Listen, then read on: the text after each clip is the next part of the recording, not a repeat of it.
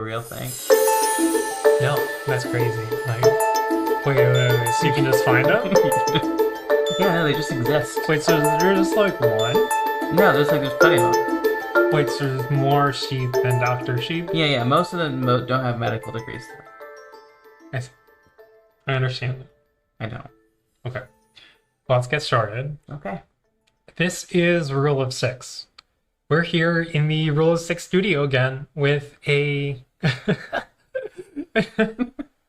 with a close friend, a Vault Tour winner, a three-time Vault Tour winner, I should say. From here in Albany, we have Zen, also known as CatMarrow. Say hi. What's up? Hi, what's up?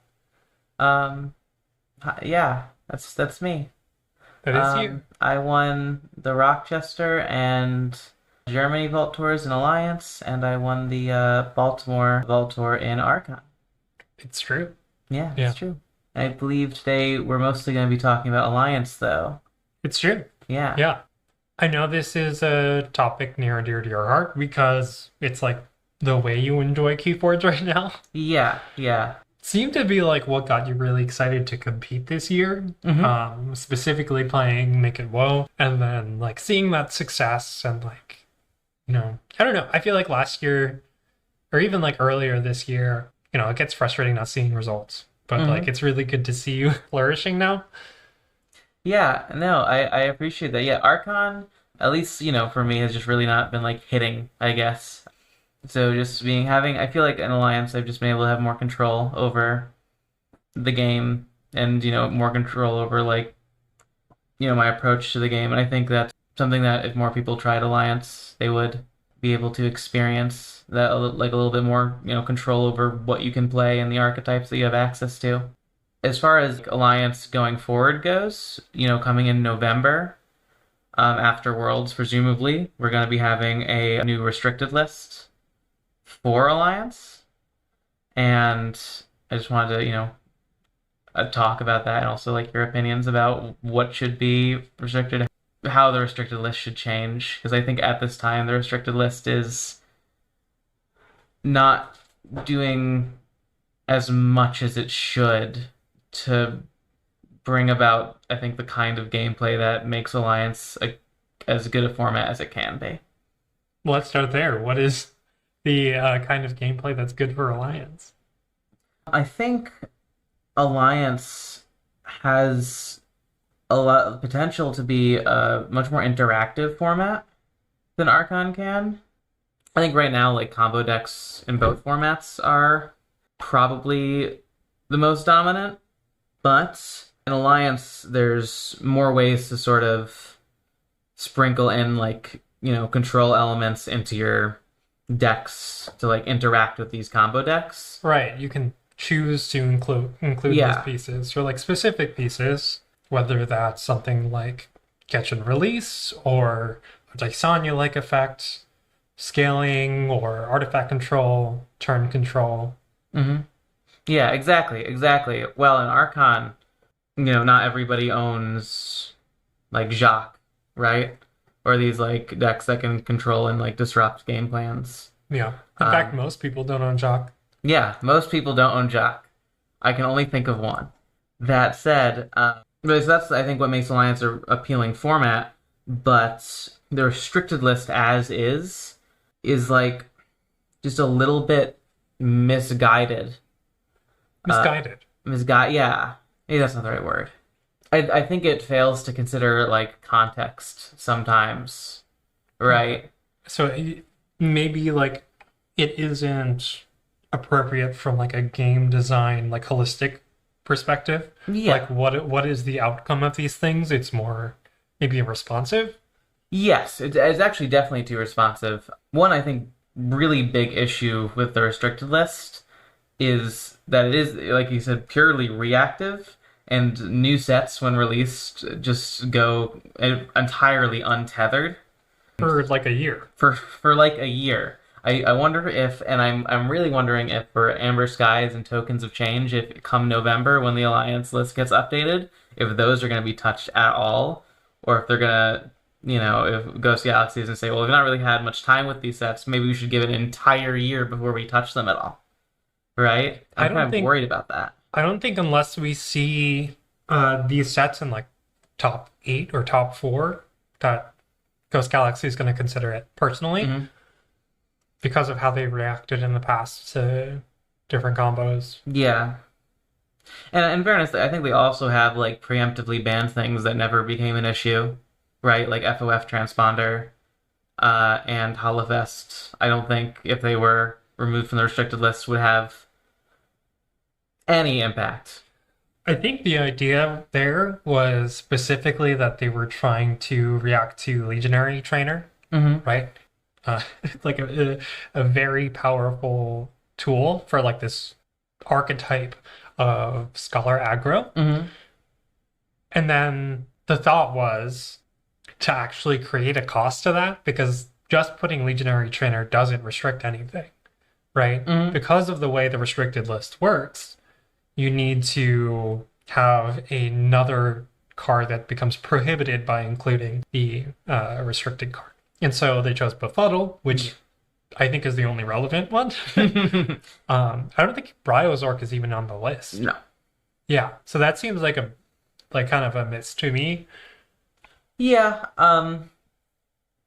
I think the absence of Bryozark, I mean, it's a rare, right? Like, I guess you can definitely find good Bryopods, but like, what are you, especially in WoW, what is an Unfathomable really, like, it's not doing as much as you'd probably like it to without Befuddles in it. You got Abyssal Sight, Abyssal Sight. you got Corrode. It's unlikely to have Corrode too, but It definitely could be Catch good. and Release.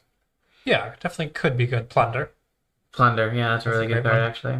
Okay, But point again, taken. like double rares there. Yeah, Yeah. yeah.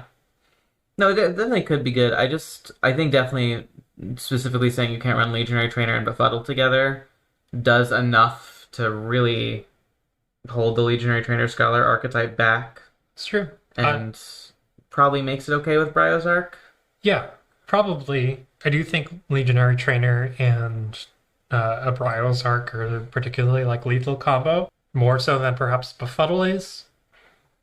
But I also think like FOF Transponder was like a miss, and Hmm. it more becomes a factor of just like things hidden collateral. Like I run Make It Woe with Befuddles, and I'm looking for Star Alliance pods with certain Hmm. resources like Quixelstone and perhaps some Archive and Ulfbert device. And then sometimes they just happen to include FOF Hmm. Transponder, and I just can't include them, even though it's not a card I want. Hmm. Yeah, exactly. And that's another thing about like the restricted list is I have for actually specifically with that card in alliance building, I've been restricted from otherwise perfect cards because of a random FOF transponder that just existed, which is really annoying when a card doesn't, really matter. Which actually, I guess now that I'm thinking about it, does present some really interesting like points about how in Keyforge specifically, things that don't shouldn't be on the alliance list really shouldn't be on the alliance list because in other card games, sorry, restricted lists, in other card games, if something's on the something's banned or restricted that nobody's would want to use anyways, it doesn't impact anything.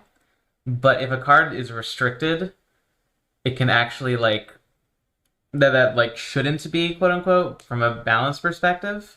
It creates a situation where pods become like inaccessible to people. Right. And I think that's especially the case for non-rares, right? Hmm. HoloFest probably wouldn't be a problem for either of us constricting Winds of Exchange Hmm. alliances, but FOF Transponder is because it's an uncommon. It's uncommon? Okay. Yeah. Yeah. Yeah, no, definitely for sure. I think those are two of the three that like are kind of it's like FOF transponder, Holofest, and Ghost Swarm Ghost are form. like three cards like on the restricted lists that like are probably unnecessary. Ghost form, I think, is probably. I don't know what they're targeting there. Maybe like Aether Spider, Bryo, like that. But even then, Bryo can be included with Ghost form.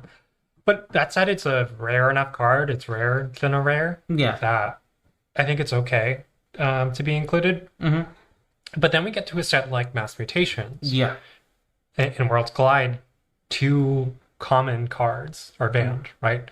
Infernus and Stealth Mode. There may be others. United Action is banned. Those two cause a lot of issues because they're commons. They just Mm-hmm. kind of show up, right? Even if that's not what you're trying to do, Mm-hmm. they're way more likely to show up. And then in Mass Mutations, we get the same thing with Cronus and Dark Amber Vault, where, a pod just happens to have Cronus, right? And so you're restricted from playing the deck. Mm-hmm. Yeah, exactly.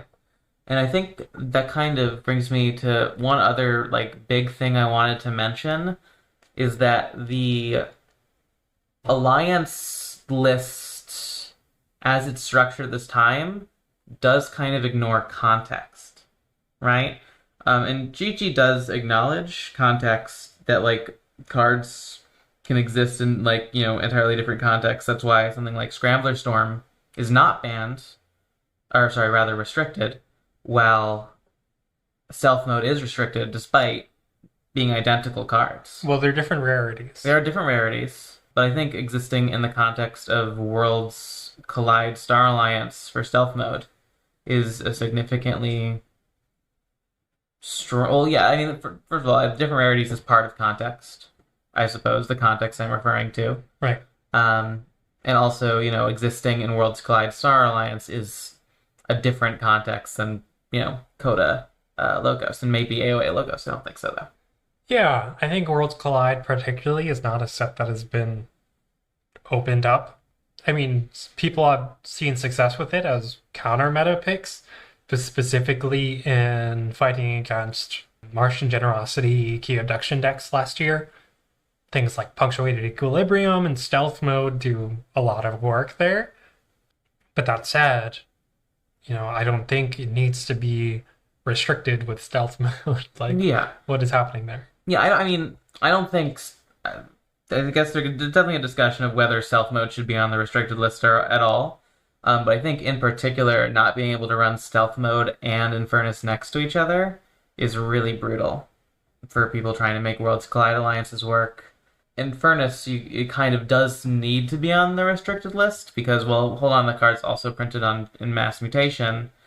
You know, sure, running Infernus next to Stealth Mode probably is an issue, so it could be unbanned, or unrestricted rather, but then we'll see Mass Mutation alliances with Dark Amber Vault ran alongside Infernus, right? Is that an issue?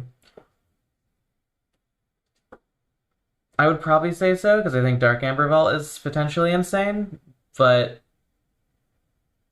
I mean, even if we, are ignoring arguments about specific cards, you know, you could have this argument about like Time Traveler and Coda potentially being an issue ran alongside library access, but probably being completely innocuous in Amber Skies.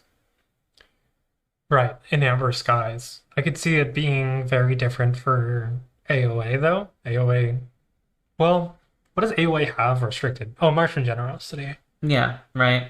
So I guess the question is like, would it be insane if time? Like, I do think it is probably insane for library access and Time Traveler to exist alongside each other in Alliance.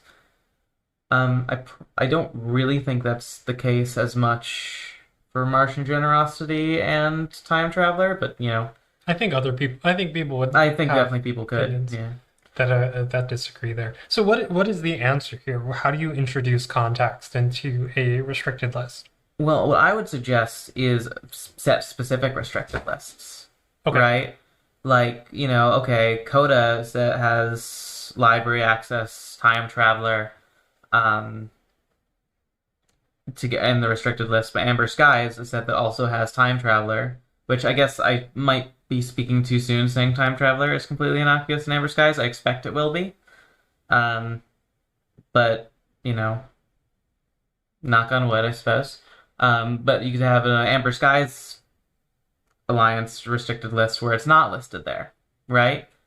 Or a card like Corn of the Market, which is pretty innocuous, strong in Winds of Exchange, but probably not needing restriction. But given the potential recursion that exists in Amber Skies with things like Shard of Change and in here somewhere, and potentially even a corner of the market that can be played in two different houses. Maybe that card would belong on the restricted list now because of the added context from Amber Skies that could affect Winds of Exchange brews that aren't abusing this card in, a way that is uncompetitive. Right. Hmm. So set restricted list makes sense, right? And then that can open discussions as to whether Infernus belongs on one restricted list but not the other, etc. Right? Yeah. Again, I guess the like big kind of fly in the ointment for that is like how legacies would be handled. Cards Right. that exist as legacies, there probably need to be some kind of system for that. Right. Like currently, United Action Library Access is handled by the whole restricted list, Hmm. regardless of set. So how does a change to the restricted list based on sets work with that? Hmm. Well, unclear, potentially. There's always this idea of, okay, we open this up in this way to make a set specific restricted list so that GG has more hands-on access to crafting the restricted list for each set, and making hopefully better overall balance with a clause saying, hey, you know, cards that appear as legacies are restricted if they're restricted for any set. So a legacy Befuddle in Grim Reminders, for example, appearing even if it's only on the Winds of Exchange restricted list because it doesn't appear in Grim Reminders, would remain restricted in Grim Reminders. Yeah. And I could see that being a lot less of a problem in terms of collateral damage than, say, a common, uncommon, even a rare, because of how rare legacies are. You're unlikely to have a pod that just you can't include because of the legacy restriction. Mm-hmm. So, blanket, a legacy card would be restricted, regardless of what the card is. A legacy card that appears on a restricted list, probably on any of the set restricted lists, I see. Okay. right? Like probably the legacy Foozle doesn't need to disqualify the pod that would otherwise be good, Unless. unless Foozle Alliance. I'm thinking. Yeah.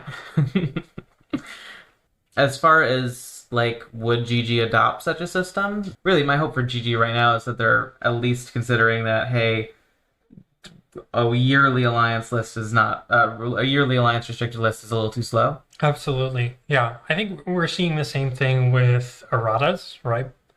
In terms of balance. And maybe Ghost Galaxy isn't interested in balance erratas.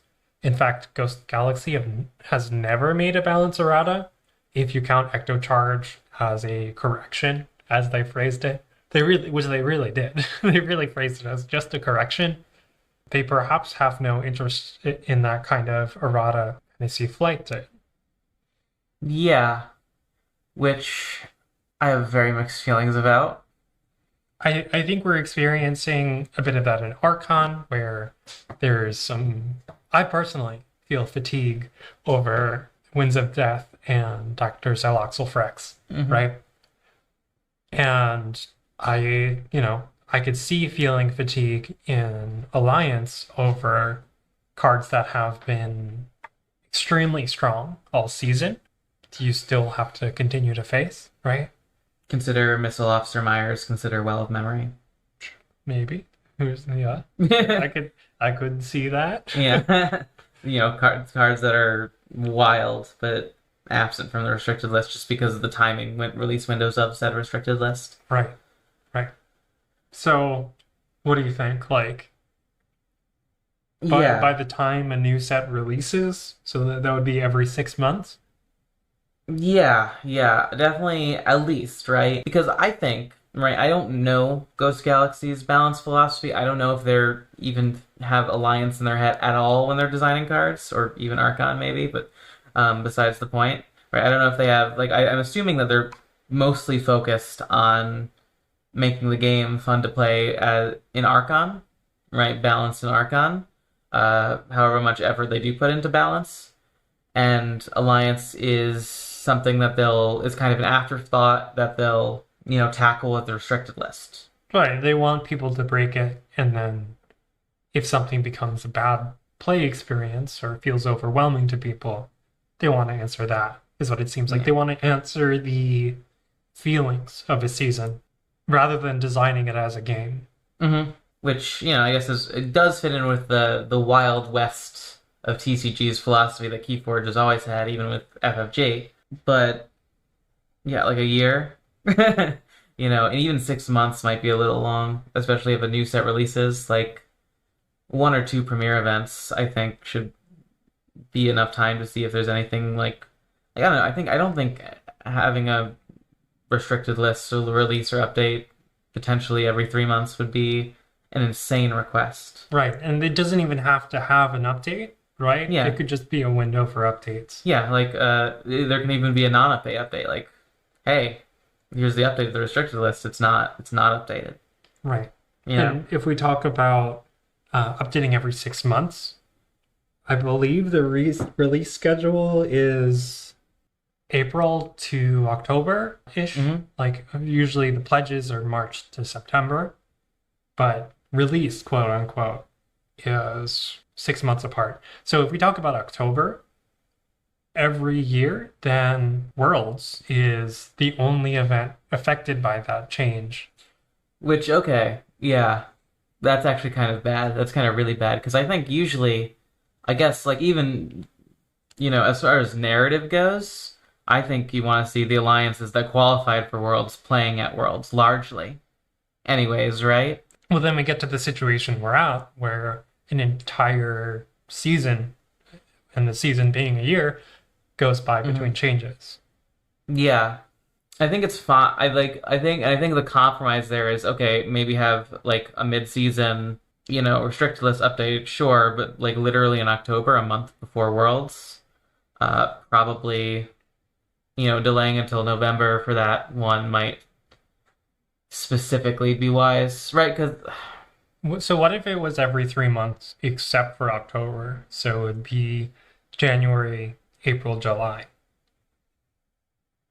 it probably even like shifted forward just 1 month, so that like the new set comes out, it exists for like a month, maybe a premiere event or to see like what exists. I don't know. At that point, it's probably minutia, right? I mean, it's important potentially, but I think the real goal is just to have Ghost Galaxy updating it at that frequency.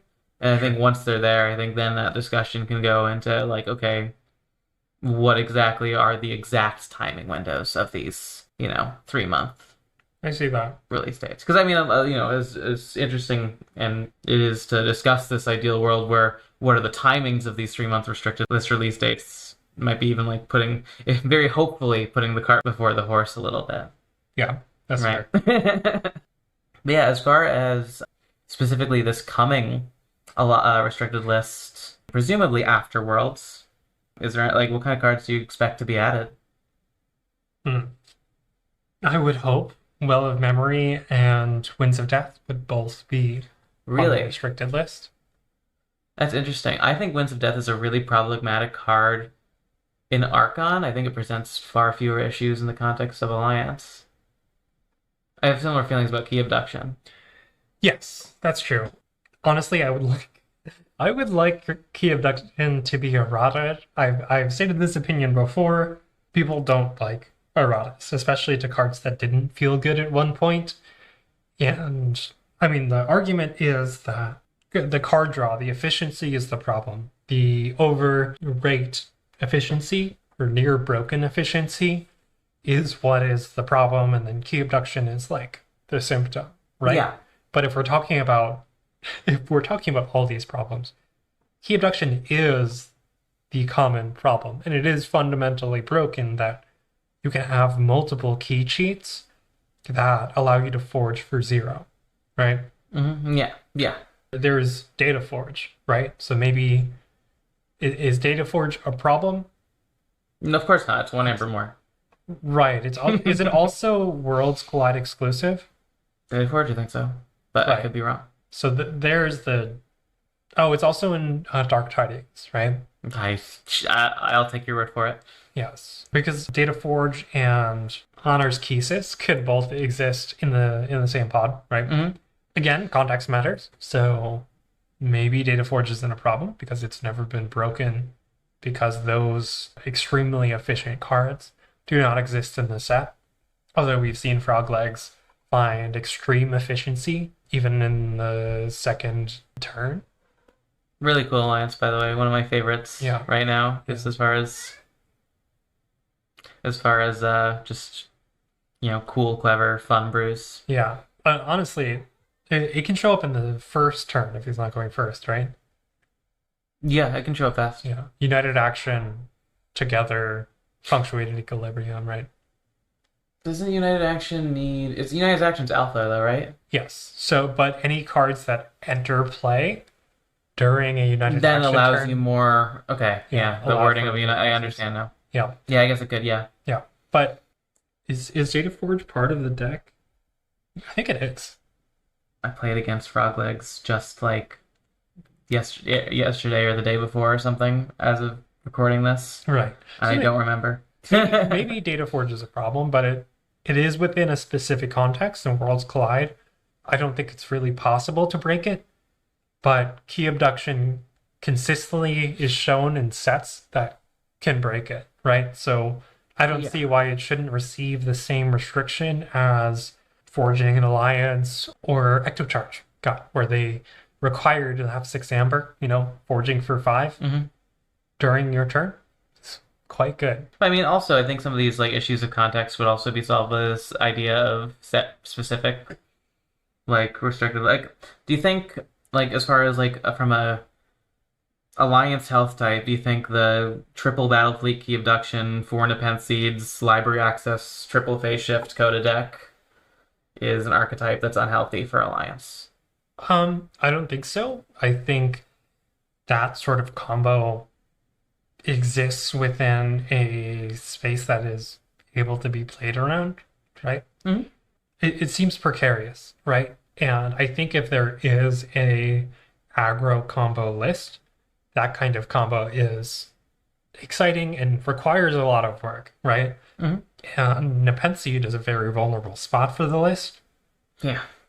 And I think we have seen it win one event, really. So again, I'm speaking in a reactive way, but as far as I think of combo decks, it is one that I think is healthy and is like best representative of the original combo alliance. No. So okay, let's say you're not getting what you want. Key abduction's not getting errated, right? Let's say that's where we're at. Ghost Galaxy says, no, we don't errata cards, but they do adopt this hypothetical set specific restricted list. What sets do you restrict key abduction in if you were in charge of everything? Any of them? Age of Ascension, Grim Reminders. Age of Ascension, you'd kill Genka in Alliance? I would. I think Martian Generosity is extremely strong. Not in hot take. Right. I think it's extremely strong and it can produce other archetypes that have been perhaps maybe missed or overlooked because key abduction is such an easy answer and it allows the production of other archetypes by no longer having Genka.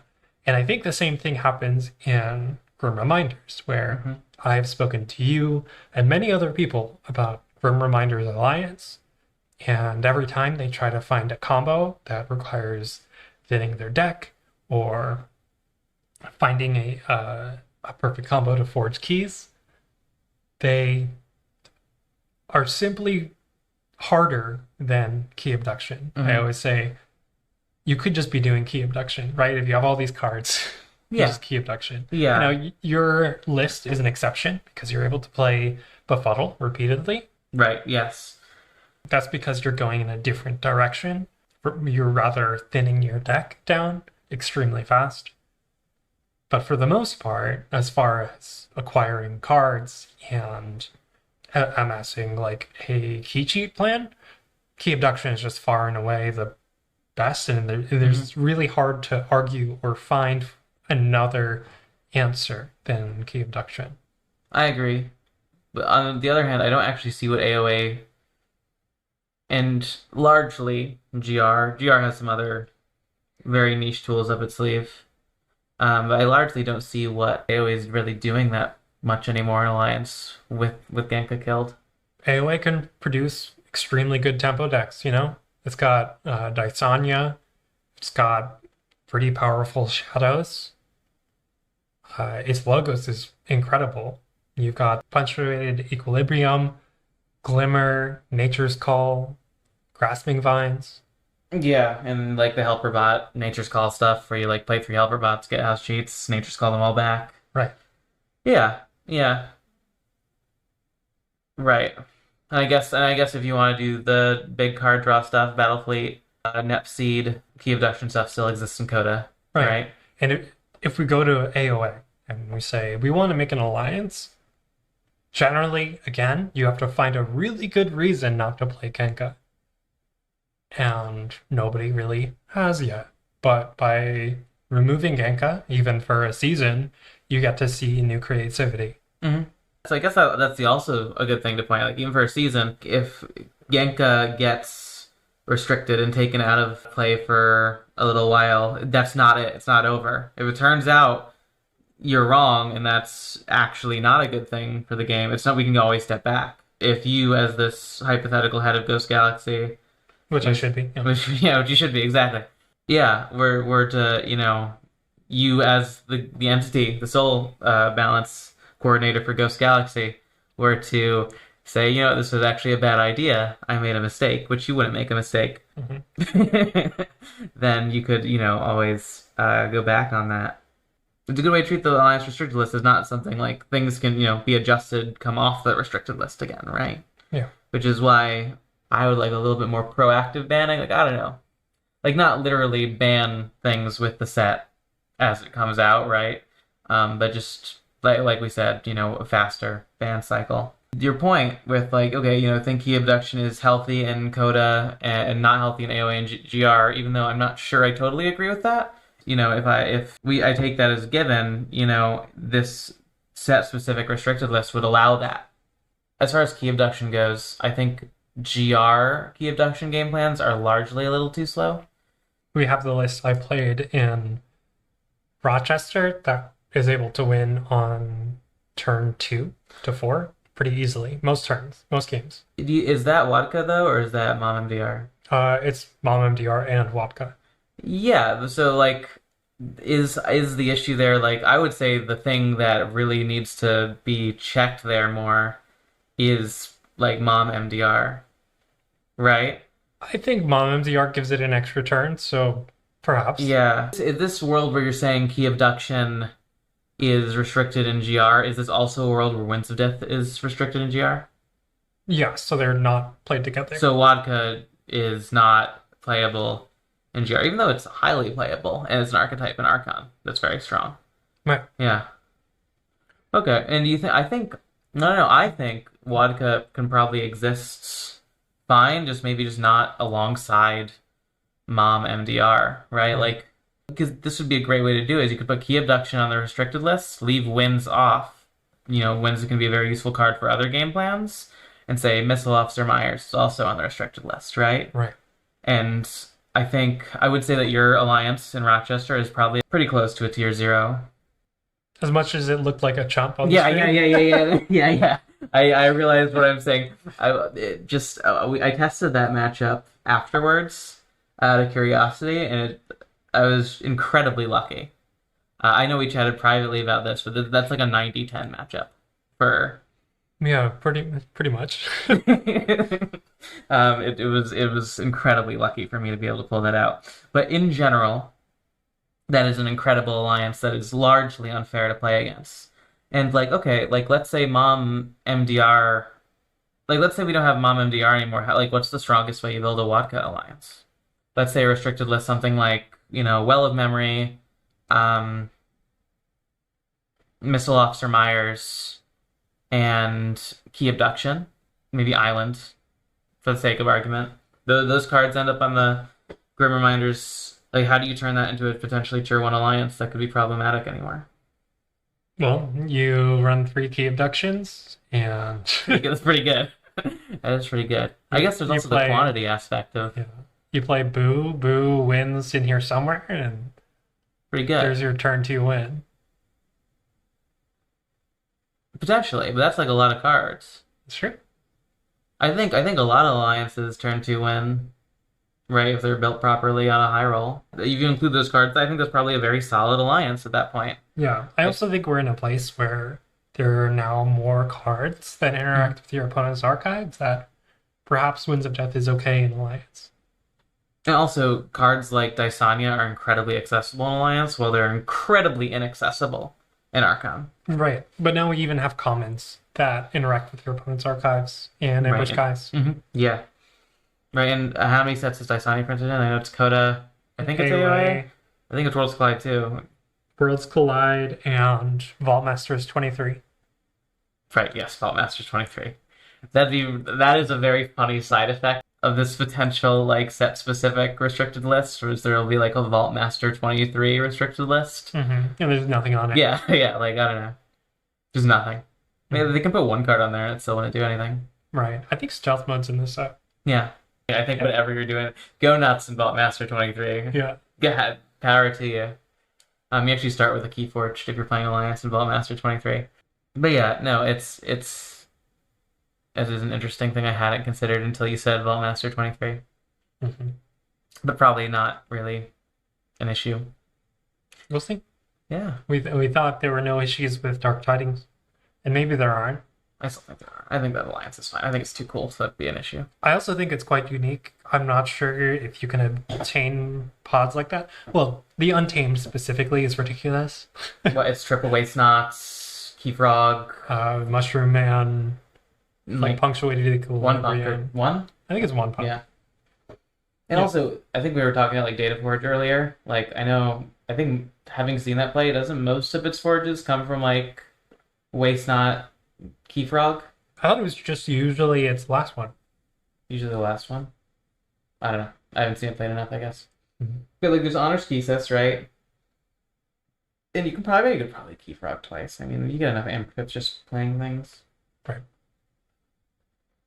I don't know. But yeah, I think as far as my ideal restricted list would go going forward, new cards, assuming no other changes, and I don't have this dream world where I get the set specific restricted list that I'd love, probably FOF Transponder and Holofest can leave the restricted list. Probably Missile Officer Myers, and probably, I mean, if it were me, that I'd probably say those are just really the two things. Perhaps Legacy Befuddle would also be in that restricted list. Yes, in that restricted list where nothing else is being changed, but also with this potential system where we have a set specific and a clause saying legacy restricted cards from previous sets are also currently restricted. Right. Yeah, I could probably talk about it for literally hours, but I think that's for pretty as succinct as I'm gonna. We can keep going. Okay. What else you got? Okay, I don't think Cronus is actually that crazy. No, it's really not. Yeah, yeah, right. Like it's good. I would look for pods with it. Really, it's more the draw pips than the Cronus that's crazy. I guess. Especially now with all the archive interaction that we have. We like actually have archive interaction without being pigeonholed into specific sets. Yeah, I think Cronus. I think it was probably just an overreaction to the Dark Amber Vault Alliance, Right. and it got restricted for probably no real reason. It's only a mass mutation card, I'm pretty sure. Yes. And yeah, I could also see it. I also would probably want to see that leave the restricted list. I mean, I don't know. I haven't really looked at brewing too much in mass mutation, but I think it probably wouldn't bust anything wide open that otherwise wouldn't be wide open. I think we get to the point where the restricted cards are only Infernus and Dark Amber Vault, right? Yeah, I think I'd be pretty happy with that. Just saying you can't run both these cards next to each other. Makes sense. Because otherwise, every mass mutation alliance is going to want to include a Dark Amber Vault in it, Yeah, that makes sense. right? Right. I think that's a very healthy place for mass mutation. Do you think Eden's Jar belongs on the list? No, not at all.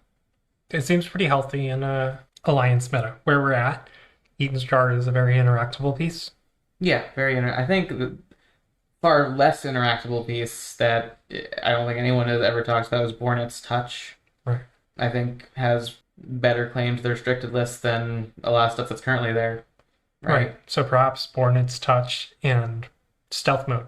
I think Born Its Touch to Alliance game plans in general is a significantly more disruptive card Right. than Stealth Mode. That might be a hot take. I'm not sure, but Well, nobody's broken it yet. yeah, nobody's broken it yet. Well, I mean, I don't know. I've seen them do well. I've seen Born Its Touch be included in a lot of, like, Right. most Worlds Collides lists I see. Yeah, but we don't see a lot of Worlds Collides lists, do we? No. No. There we go. Yeah, good case in point, yeah. I think it's probably fine not being there. But the fact that there's more Alliance relevant cards off the restricted list than on the restricted list probably says things about some of the cards on the restricted list, right? Right. One card that actually I'm really happy we didn't stop earlier that I really think is in desperate need of being on the list that isn't is Lateral Shift. Yes. That card is insane. Yes. And the fact that you can include 3 in your deck. Yeah. Yeah. There's no meaningful counterplay to Lateral Shift. I don't That's think. true. Yeah. It seems as disruptive as a Born Its Touch. If not more. Because obviously Alliance decks tend to be pretty good, right? Hot take. Yeah, exactly. Touche. So Lateral Shift is going to be better because there's a higher density of good cards, right? In Archon, sometimes he'll like Lateral Shift and like see like 4 random creatures and like a Plow Sword and like a Brain Dart, right? And you're like, okay, I guess I'll take Brain Dart. That's like pretty good, Yeah. right?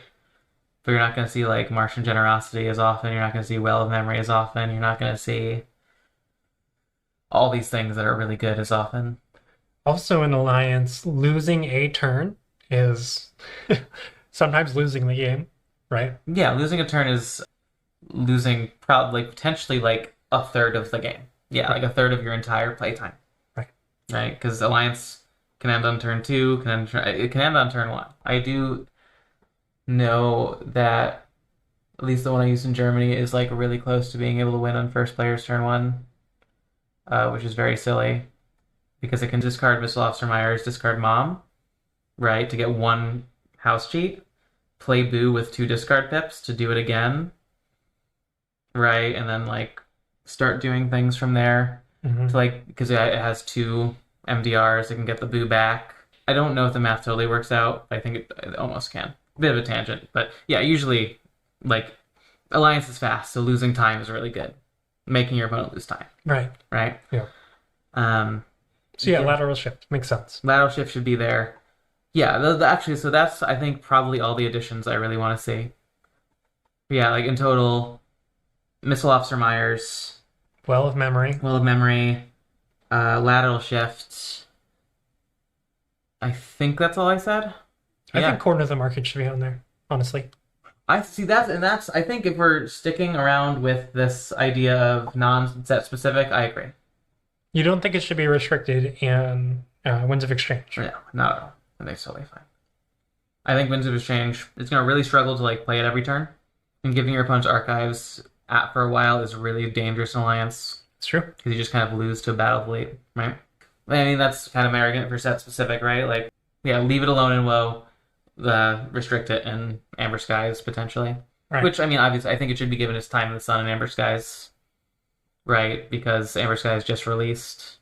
Well, you're also arguing for proactive restrictions, right? Maybe more proactive. I guess I should say more proactive. Like, okay, 3 months later.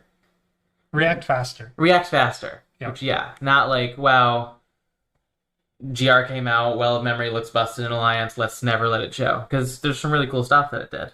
Right. And we can talk about the stuff that it did, and that's cool to me, right? And then if we talk about only restricting Corner in one set, if it proves to be a continuous problem in another set, you can always respond in 3 months, right? Exactly. I also want to talk about where Alliance exists in the competitive sphere. Oh, yeah. I guess that's actually... Never mind. I have a lot I want to say. Yeah. Sorry.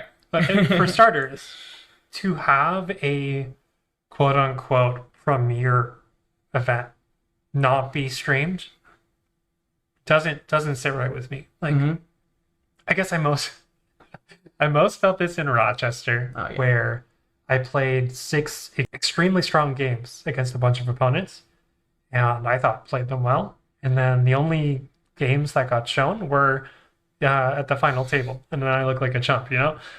But the fact that there was so much joy and good spirit, like good sportsmanship during the whole event, didn't get like that story isn't told, right? Mm-hmm. Which is why we recorded an episode of Help from Future Self about that story. Doesn't sit right with me that there is a format that Ghost Galaxy says is just as important, right, as Archon, and then treats as like the middle child and doesn't Mm-hmm. like has like one picture up, Yeah. right? It there needs to be a way to show them both. In some games, do that by having multiple concurrent streams, right? And perhaps that's not something available for Ghost Galaxy. I do think it makes sense for them to hire a streamer for the event, right? So you could have a caster stream and a Ghost Galaxy stream. Uh, Yeah. how much does it cost them to hire a caster for an event? And how much does it give them and give the players, right? We're talking about reduced pricing from last year. This seems like an excellent place to put those resources, Mm-hmm. you know, 100% agree. to reward everybody at the event for making their stories, like for telling their stories rather than giving money to the top table, right? Who's already having their story told.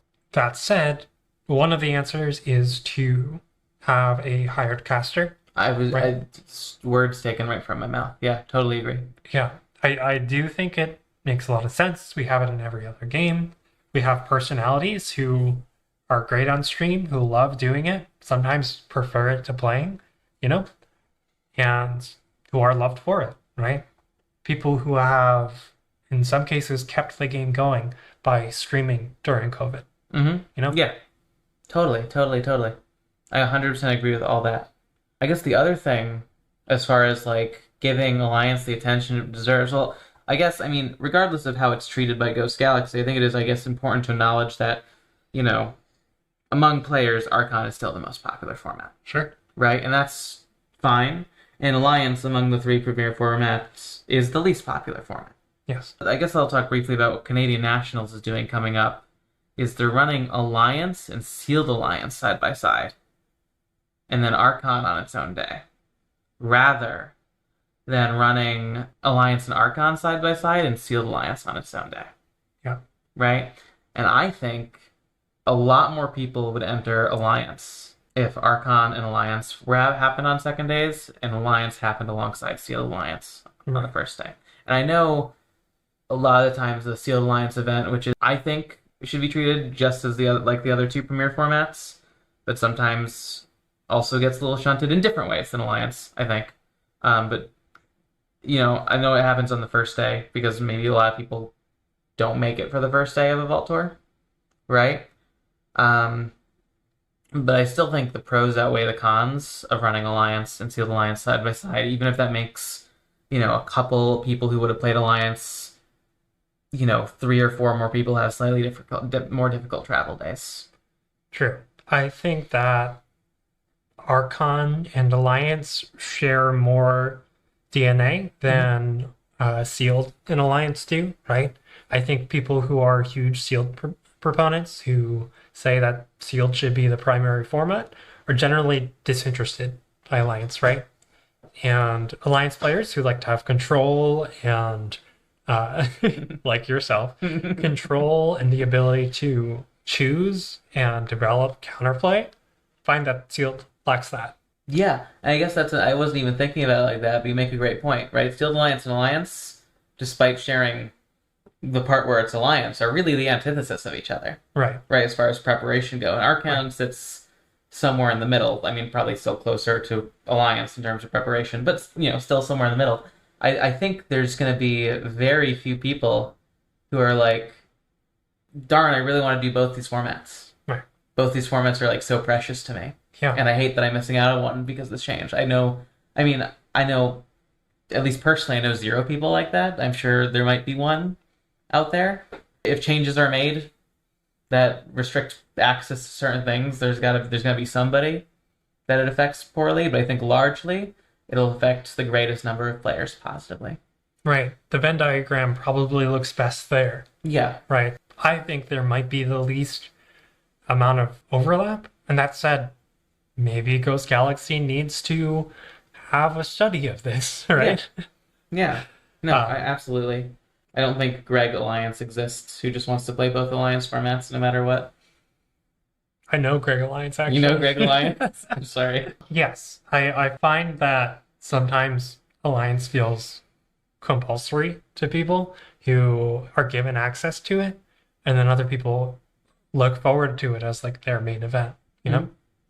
That said, there are other ways of answering the question of how do we highlight Alliance?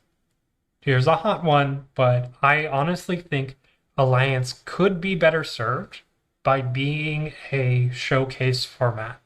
And what I mean by that is using it for special events to really like show all that Keyforge could be, show like extremely skilled and creative play, right? Mhm. And so perhaps that means it is only shown at Worlds, right?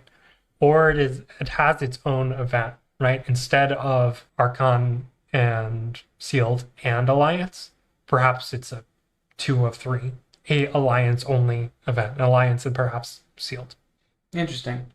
We have a small pool of Alliance players currently, and Yeah. a shortage of content most of the year, right?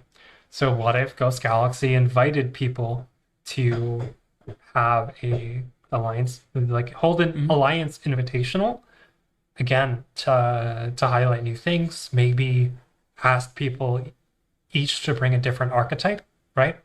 And then record the whole thing, introduce like personalities and interviews, give something for people to watch, right? Because honestly, most of these events are not good content for casual viewers.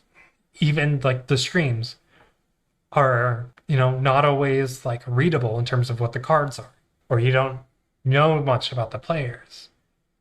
Video content, like specifically made and recorded to be consumed at home, Mhm.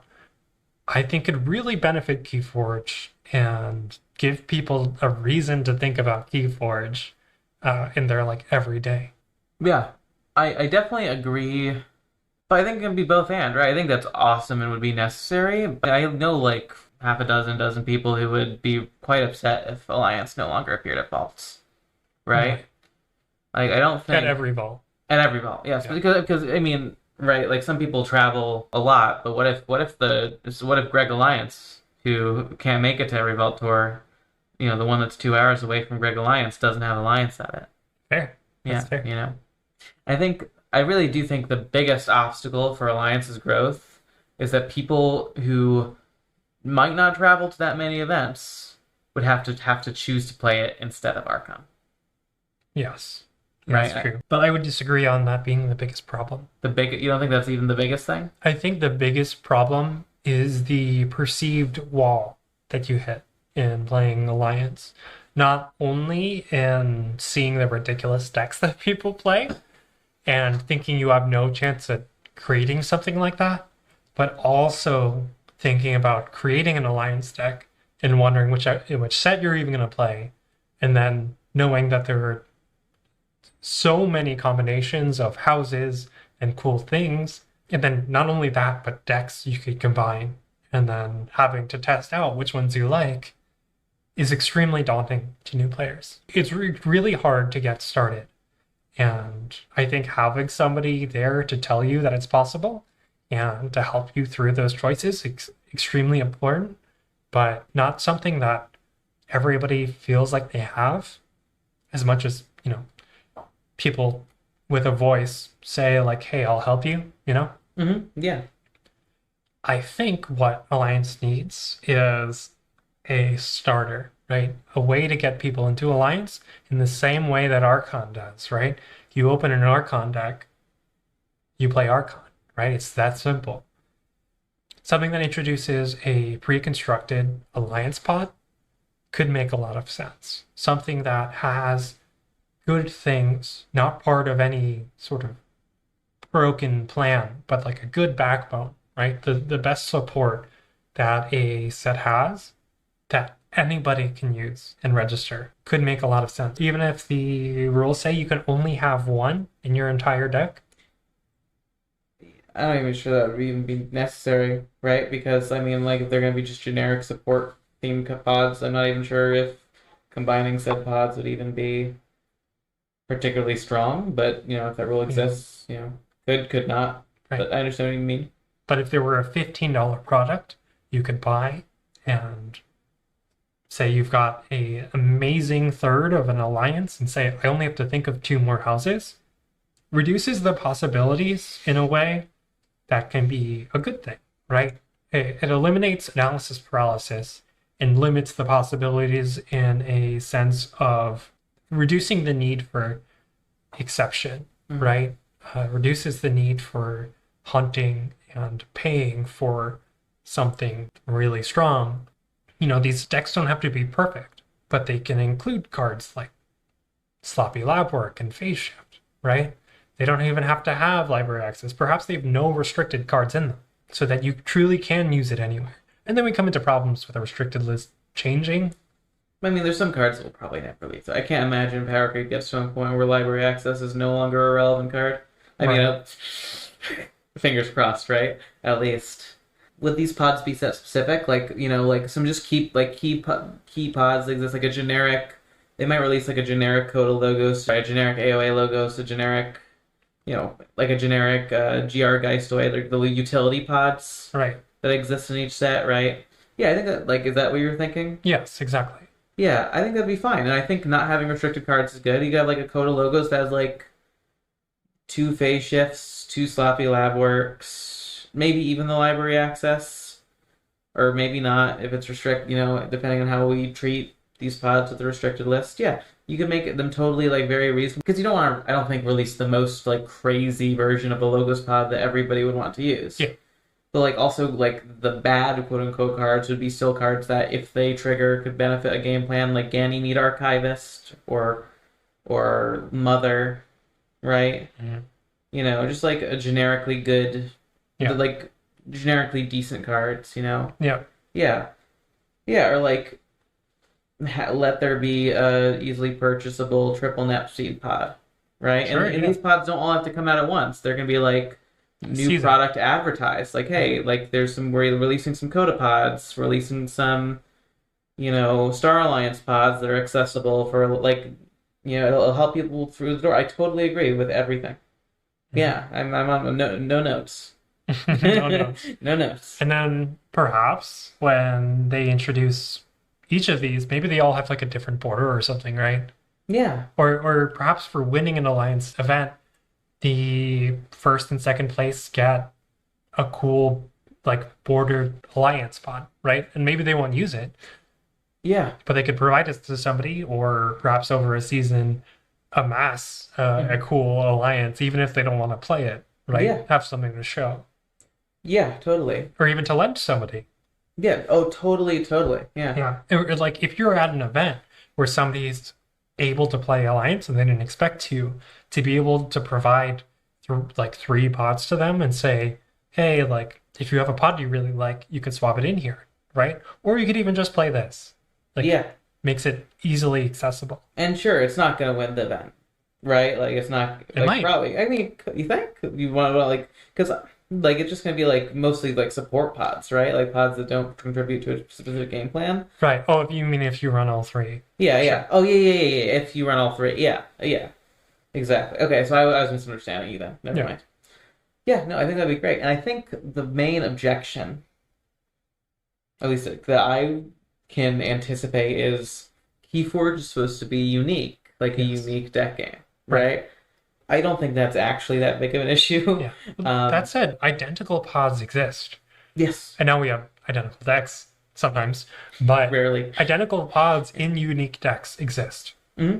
right? So the same thing could happen, Could. right? And that's why I say maybe you don't allow for a three pre-con deck, Right. so that you do have to have something unique. Okay, okay. Workshopping real time. This might be a bad idea. What if, right? They weren't completely set pods. They sold alliance pods that have a guaranteed library access, two phase shifts, two sloppy lab work, rest randomized. Right? Perhaps, maybe. Yeah, so like it could still I don't know if that'd be how much more work that would be on the back end. It'd probably be a lot more. I feel so it's sort of frustrating talking about like good ideas sometimes because I don't want to feel like I have to make it as easy for Ghost Galaxy as possible. Right, they need to make a product people want in Yeah, the end, right. I'm like, right? well, let's make it easy for go. Like I really, But, yeah. the idea of a pre-con list, maybe they could get out in a month. Yeah, they can get on a month, and as far as this, alternative where like it's has some guaranteed stuff to help you build alliances, but some I think that idea is also potentially worth exploring. I don't know, depending on how much vitriol non-unique Keyforge decks would get. I don't know. I don't actually know if that's a real issue. Yeah, well, I don't It think could be. everybody would agree with this idea.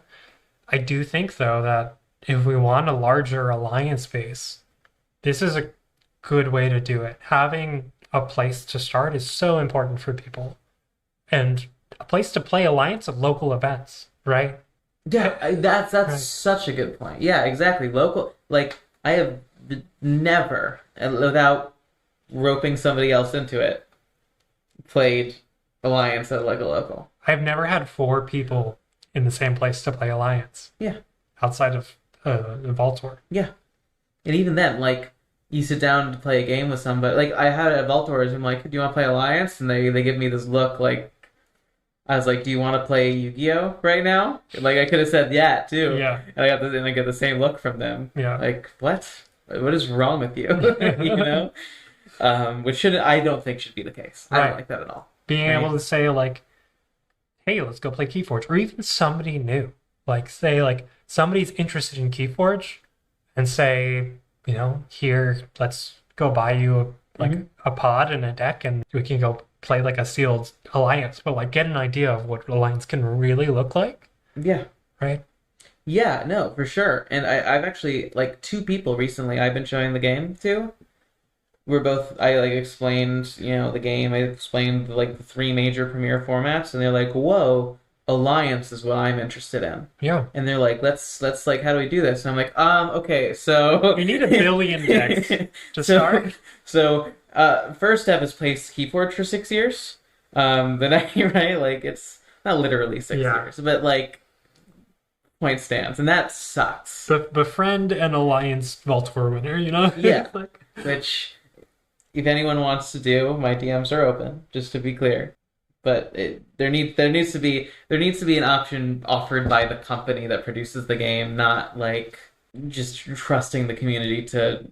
In general, I think it's an issue that Ghost Galaxy has. Ghost Galaxy puts a lot of the work back on the community for the game, right? but without highlighting it, right? Like how Yeah. much work have I've talked about this before, but how much work have league organizers put into the game Hmm. and kept it alive, and with no acknowledgement from Ghost Galaxy, right? No, and they could ask league runners to say, would you like to run an alliance league, and we will host the commentary on our website, on our YouTube, Hmm. right? Well, that also kind of like require wouldn't that kind of require Ghost Galaxy to like acknowledge TCO exists? Like I don't know. I mean, I know they know it exists and they like that it exists, but like they don't. Yeah, maybe. Or maybe asking them to like post something like at their locals, right? Yeah, I don't or know. asking them to have their own online client to play the game on. Let's not get crazy. Let's not get insane Let's here. not get insane. Even Yeah, even when I'm the shadow CEO, I don't yeah. know if I can arrange for that. Or just like, I mean, crazy idea. Would it like the TCO team does everything they do for like free except for like the people who donate to them? I don't think they accept donations. Do they not? I don't think so. Well, then my point is stronger, right? Like I don't know, like a lot of the work for Ghost Galaxy has been done as far as like TCO. I would be like I know not intimately or like really super, but I've spoken to some of the people who work on TCO, and I would be very surprised if Ghost Galaxy reached out and was like, hey, a lot of this work, can we piggyback off of some of this work? If they would say no. I don't know. Now that's just like I shouldn't say that. I don't know if that's the case. Well, I think we want more people to play Yeah. Alliance. We want Alliance to be recognized, and we want Alliance to be a little bit more, what would you call it, curated, designed? It almost feels like they put the actual minimum amount of work into creating a new format that they could have, which is fine. I think it's a cool format that they ended up creating, but it almost feels like they wanted to create something they could just like kind of set and forget, right? I don't know. Yeah, sometimes. Um, yeah, no, I want more people playing Alliance. Play Alliance. I think that's the biggest thing for me. Yeah.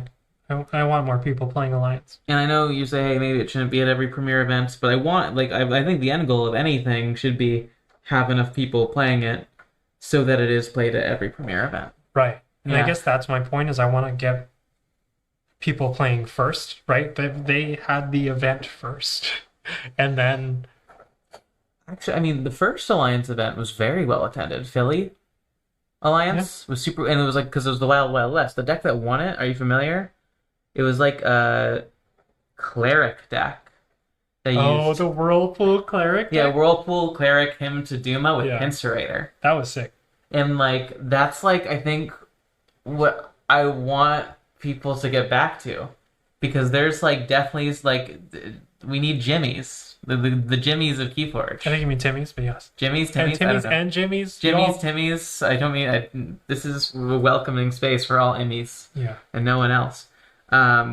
I think like there's a place for them. I think just Alliance is not treated Timmy's. I don't know. There's so much you can do in Alliance. That's so cool. There's so Yeah. many like ideas I have and like full brews I have that I just have not used. Yeah. I think there's a lot out there, right? Like I often have more brews than I can get used. But not only that, like in your collection, you absolutely have something you can make, something that would be really fun to play and you could have fun with at a tournament. I think once you get past the ideation phase and like the analysis paralysis, it is easier to get into Alliance than it is Archon, right? Archon's at such a high level right now that to acquire a similar deck Yeah. is extremely expensive, right?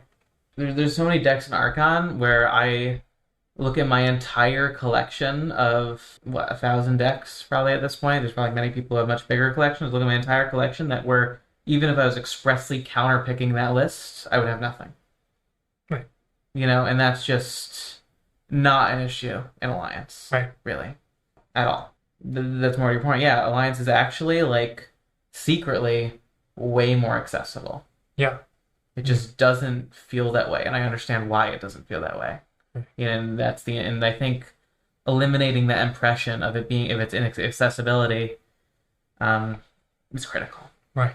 And so creating an Alliance product, much like doesn't Magic produce Commander products? You're asking totally. I think so. I think so. I've seen them in stores. They have like Commander size boxes, I'm pretty sure. And,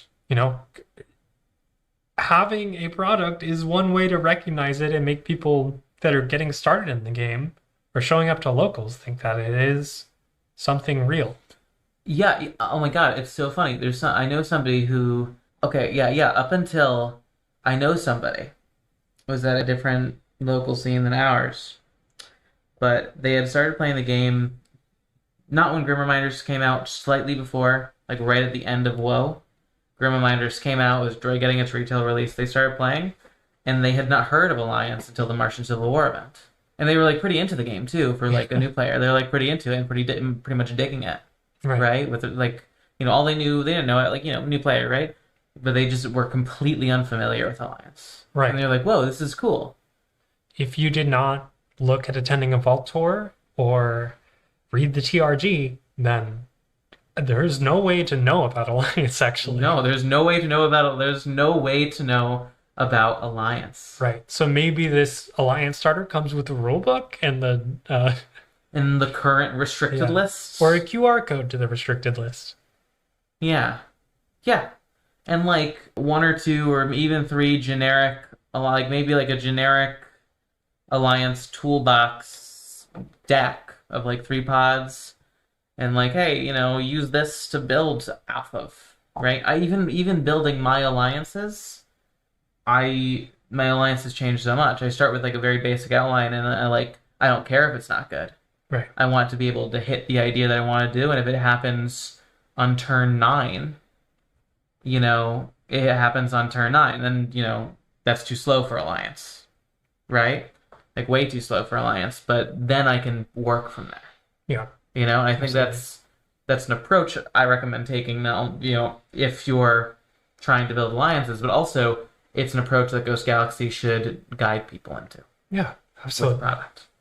Yeah, no, that's a great idea. Thank you. You're welcome.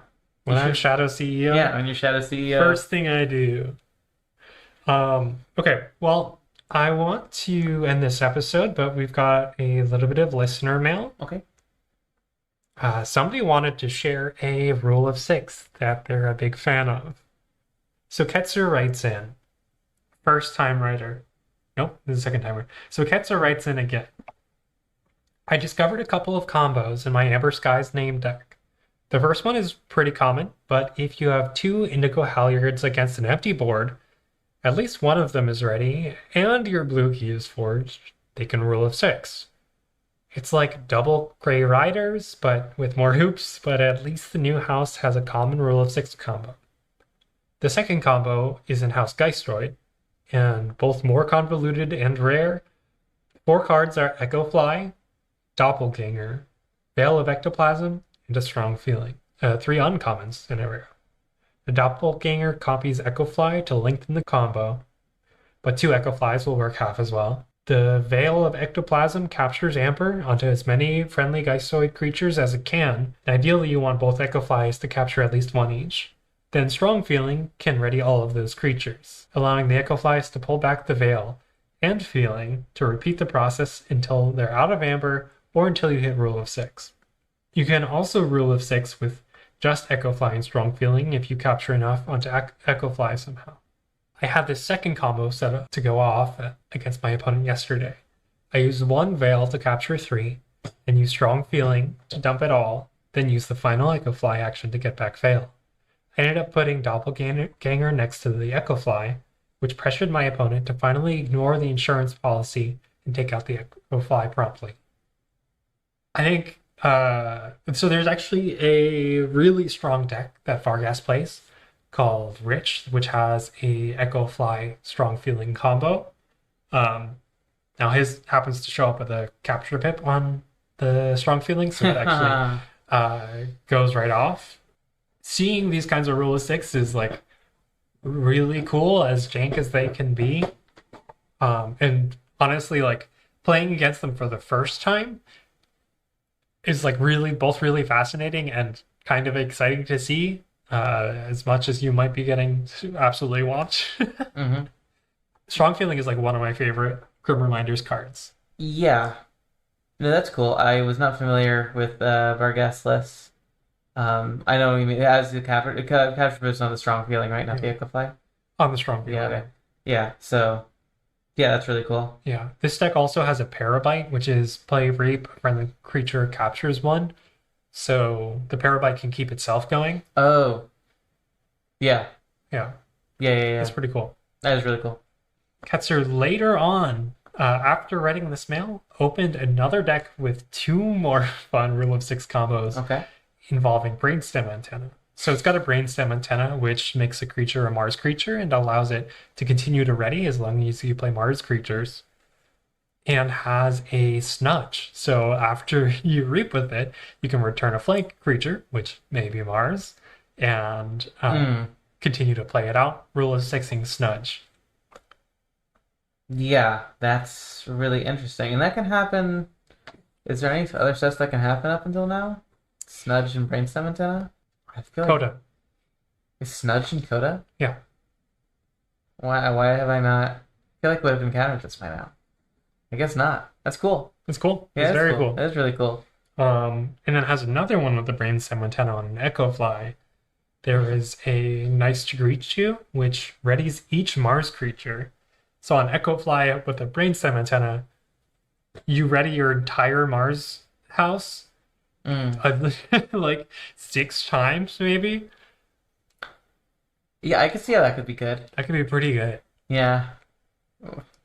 Yeah. But you have to have the creatures out, right? Like, so it's gonna. No, that's still pretty good. It's Yeah, still no, really yeah. good. It takes a decent amount of work to set up to be almost as strong as Xylo Rebel. Kidding.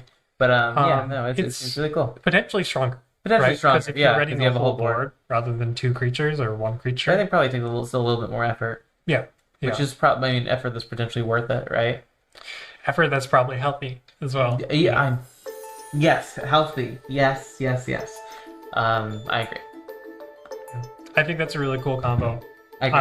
I would love to play against this and like check it out. It seems really fun. I'd honestly like to play it. It seems rad. But thank you for writing in, Ketzer.